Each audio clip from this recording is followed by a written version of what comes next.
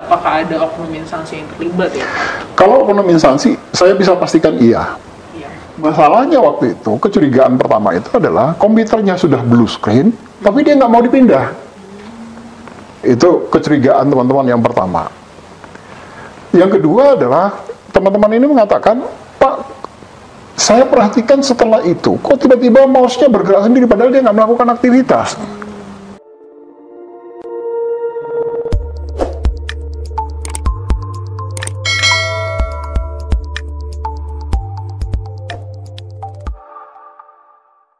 Jadi tadi saya sudah mengatakan bahwa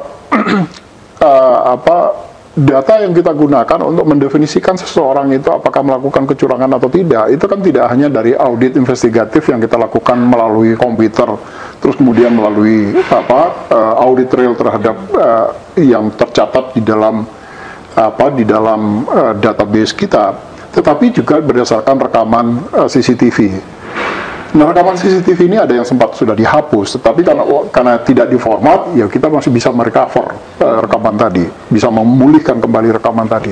Dan dari rekaman itu kita melihat, memang ada pihak-pihak yang dengan sengaja kemudian menginstall software-software tadi di dalam PC clients-nya. Dan ada setting, oh kamu harus duduk di komputer itu misalnya, karena komputer itu yang dipasangin software remote access-nya. Jadi software remote access itu juga tidak semua peserta. Jadi kayak sepertinya orang-orang yang sudah ditargeted, yang sudah, misalnya kalau saya nggak mengatakan ada transaksi ya, tetapi paling tidak kalau mereka ada transaksi ya pasti demand supply lah, dan ujungnya itu adalah uang. Kalau dia kemudian supaya tidak salah target, kemudian diatur, kamu nanti duduknya di komputer itu ya, karena komputer itu yang sudah kita pasangi software remote access. Nah, dia fokus mengendalikan di situ. Jadi tidak semua software, tidak semua komputer PC client itu kemudian dipasangin software itu, tidak. Jadi, nah software-software ini, itu sebabnya kenapa polanya juga acak.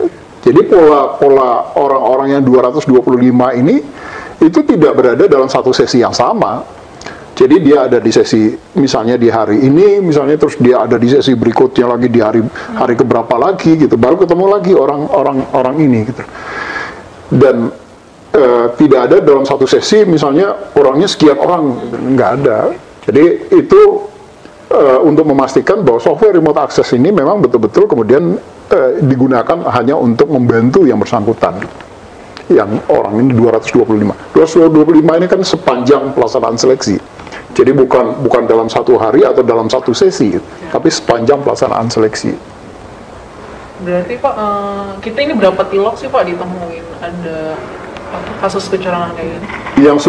Yang sudah diumumkan itu kan ada berapa, 8 apa 9 tilok ya? 9 tilok ya, yang sudah diumumkan dan sudah disampaikan kepada instansinya. Nah, ini kan tadi dari sisi peserta ya. Kalau investigasi dan audit dari sisi penyelenggara itu seperti apa? Nah, yang sudah kita lakukan adalah misalnya melakukan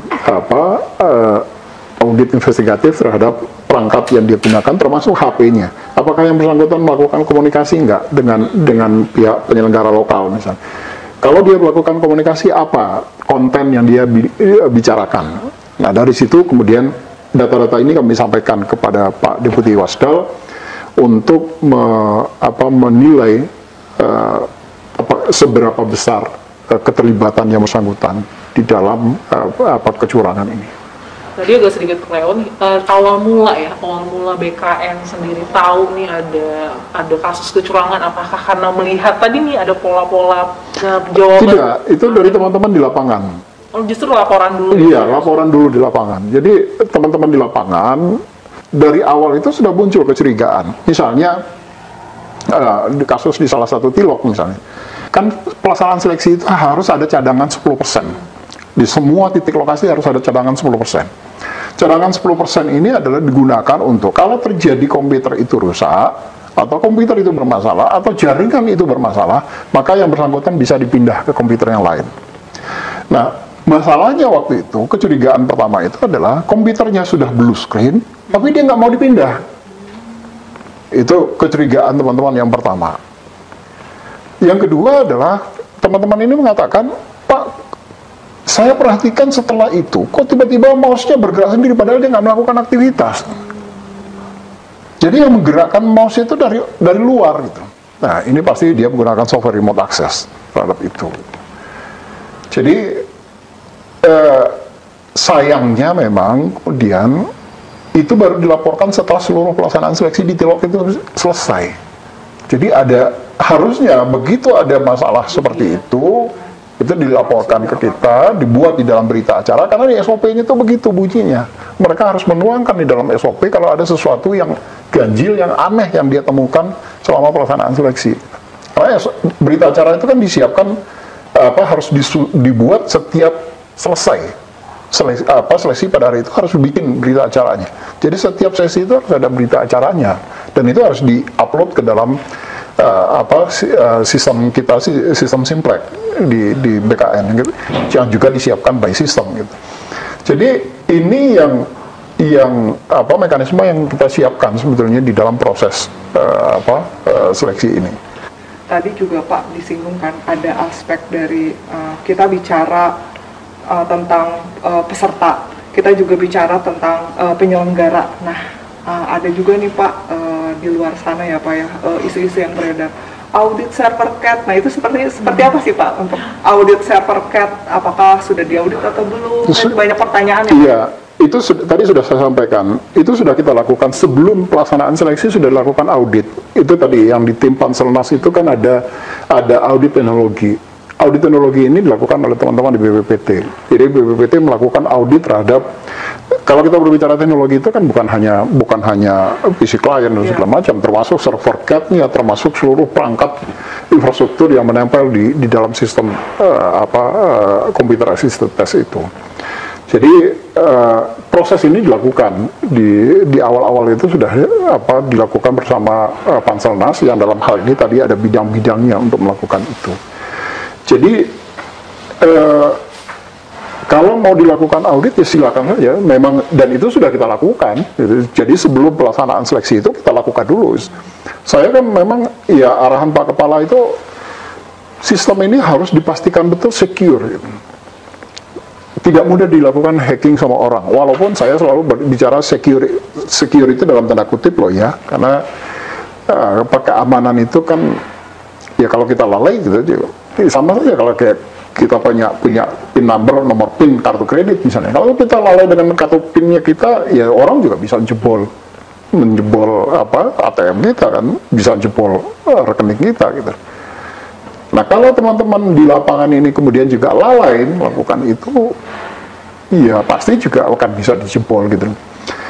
Nah, yang saya khawatir itu sebetulnya adalah kalau PIN-nya itu yang bocor. PIN peserta untuk bisa masuk ke server. Karena kan begitu dia dikasih PIN, dia bisa membuka PIN, dia bisa masuk ke server kan.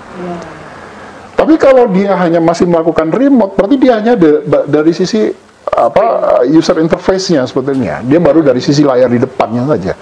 Tapi begitu dia masuk ke server, dia menggunakan PIN number tadi, itu yang celaka. Karena dia bisa ngacak-ngacak gitu, karena dia diberikan tools untuk bisa ngacak-ngacak itu.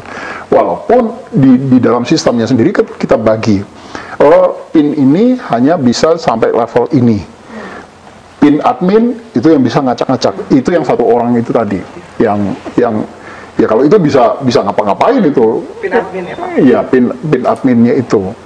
Dan hanya dia yang bisa melakukan itu. Jadi kalau ada apa-apa di sistemnya, ya saya satu orang ini yang selalu saya pegang. Tapi kalau yang PIN-nya peserta itu baru hanya dia masuk, tetapi sampai level soal yang muncul di dia saja.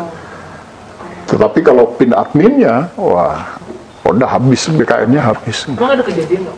Belum, ya jangan sampai lah. PIN peserta itu diinfokan nggak sampai ya ke situ ya? Belum sampai ke situ, tetapi ada perilaku, kembali lagi perilaku. Saya menemukan ada, nggak sadar sih sebetulnya melakukan itu.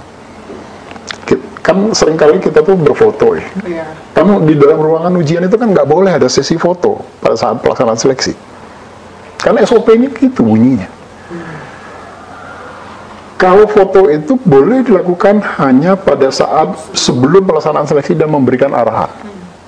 Setelah memberikan arahan, Tidak ada. pelaksanaan seleksi diambil alih oleh koordinator, nggak boleh lagi ada sesi foto di situ. Seringkali, ya mungkin bukan seringkali sih, mungkin ada terjadi ada yang berfoto, pic-nya muncul di layar, fotonya diupload di Facebook lah, di Instagram lah. Nah, screen apa ngefoto screennya si peserta. Bukan, Oh, yang dia, ketika di demoan ya? iya, waktu koordinator memberikan arahan itu kan dia memunculkan nomor PIN di situ. Itu sebabnya kenapa kita mengatakan di dalam SOP kita tidak boleh ada baik panitia maupun peserta membawa HP ke dalam ruangan untuk menghindari hal itu. Supaya jangan, ya kadang-kadang kan kita latah ya, wah ada selfie dulu. Gitu. Selfie terus habis status gitu. Padahal nggak sadar di belakangnya ternyata backgroundnya adalah nomor PIN. Gitu. Nah ini yang orang ini yang paling sulit kita mengendalikannya. Karena berhubungan dengan mindset, berhubungan dengan perilaku yang kadang-kadang antar satu orang dengan orang lain pasti bisa sangat berbeda. Nah, belajar dari kasus kecurangan kemarin ya Pak ya, seperti apa sih antisipasi BKN? Iya. Ya, dan Panselnas untuk memastikan bahwa kecurangan serupa ini tidak terulang lagi Pak. Iya. Jadi yang pertama tentu yang paling basic dulu. Ya. Yang paling basic dan yang paling besar potensi bisa terjadi kecurangan itu adalah perilaku orang. Ini yang saya meminta kepada seluruh Kakanrek untuk teman-teman yang ditugaskan ini harus di briefing dulu, diingatkan kembali fakta integritas tadi, bahwa ini bukan mencari pegawai, calon pegawai, tapi ini adalah mencari pemimpin di Republik ini.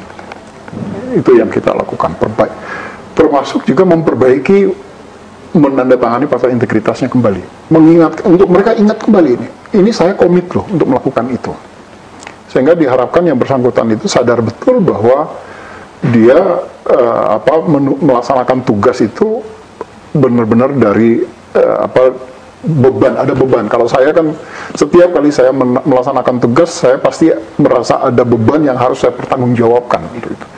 Nah, beban tanggung jawab ini yang sebetulnya nggak mudah. Ada orang yang ya terlalu lulus dan menganggap enteng itu gitu. Nah, ini yang seharusnya tidak terjadi oleh teman-teman di lapangan. Itu yang kita perbaiki. Kita berikan pengertian betul bahwa ini adalah tugas negara yang bukan main-main tugasnya. Yang kedua dari sisi pengamanan infrastruktur, kita melihat ada potensi kecurangan yang terjadi. Antisipasinya adalah dengan menginstall OS-CAT.